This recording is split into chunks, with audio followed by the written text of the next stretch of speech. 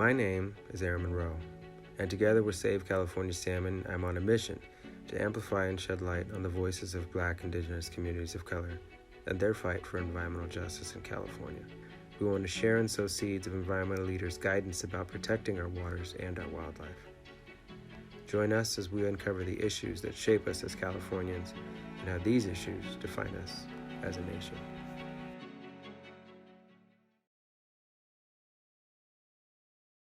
The Wiyot tribe call it Baduat, later named the Mad River. It's a life source for the communities it flows through and has been since time immemorial. The source of drinking water for local communities, this 500 square mile river system is an entire world for the fish, invertebrates, and wildlife that depend upon the quality of the water and the habitat.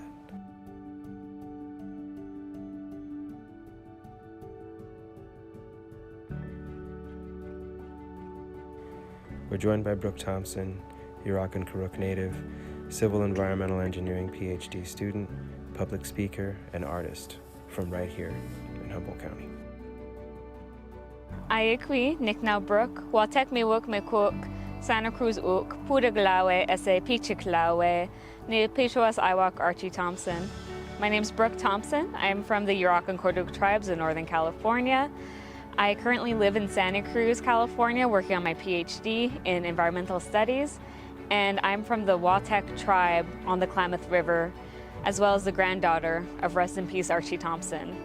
And what got me involved in my work is, in large part, the 2002 fish kill that happened on the Klamath River.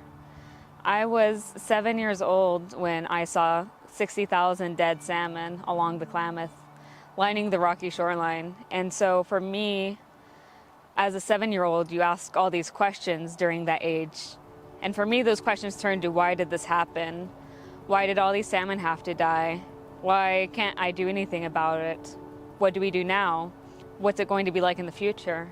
We didn't have those answers to those questions at the time, but I wanted to learn more. So I continued with the sciences and trying to understand the river and the waterways. And eventually I got into water resource engineering. I saw the changes that were happening upriver affect me downriver, and I knew the dams were there and that they should be taken out. But being in school and engineering, I really understood the infrastructure behind the dams, why they were put in the first place, and got a more technical understanding to help articulate why they should be taken out. And so as I continue with that, I just get to keep learning about the river, and now I'm a PhD student where I get to do research where I'm really finding out what we don't know about the river and how that can help incorporate into my engineering now that I'm a part-time restoration engineer for the Yurok tribe.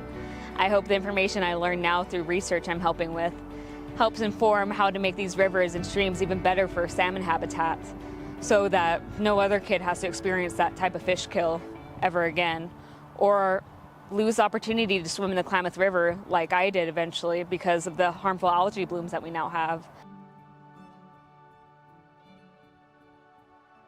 I mean, at school, I've been told that I don't straight up belong in college or in engineering. There's this misconception about privilege with Native Americans that we all have casinos and tons of money and are all privileged, and the government pays for us to go to school free, and anywhere we apply to, the schools have to say yes because of affirmative action. When in California, we haven't had affirmative action for like 30 years. But because kids have those misconceptions, they thought I took a deserving another kid's spot. And so, you know, you start to internalize that when you're told it so much. You're like, do I really belong here? No one saw that deeper part of me of the academic, the scientist, the hard worker. All they saw that I was Native. What can you say to the idea that Indigenous communities can't fight colonialism without first addressing anti-Blackness? So much of anti-Native American laws have also been based in anti-Black laws. Ratifying anti-Blackness is also getting to the heart of decolonizing and understanding what it means to decolonize as a Native person. And so for me, there's no true Native decolonization until there's also the removal of anti-Blackness. And I don't know if we'll ever get there in my lifetime, but we always got to be moving in that direction. the more diversity and equities in the space, the more we can come up with these ideas we haven't before.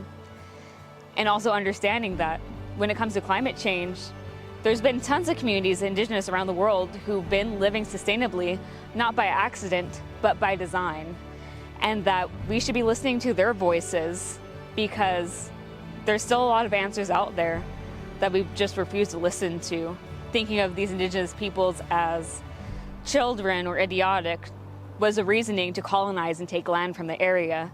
And those ideas have continued to perpetuate throughout time. So again, until we acknowledge the wrongdoings of the past and learn from them, we can't move on to a more sustainable future. And it needs to not be more sustainable just for a few, but for everyone.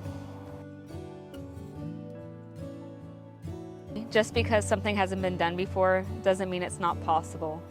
We have the ability to pave our own pathway, and it's scarier and it's a little bit harder, but we can do it. If there's something you want to do out there, you can find the community to help you get there.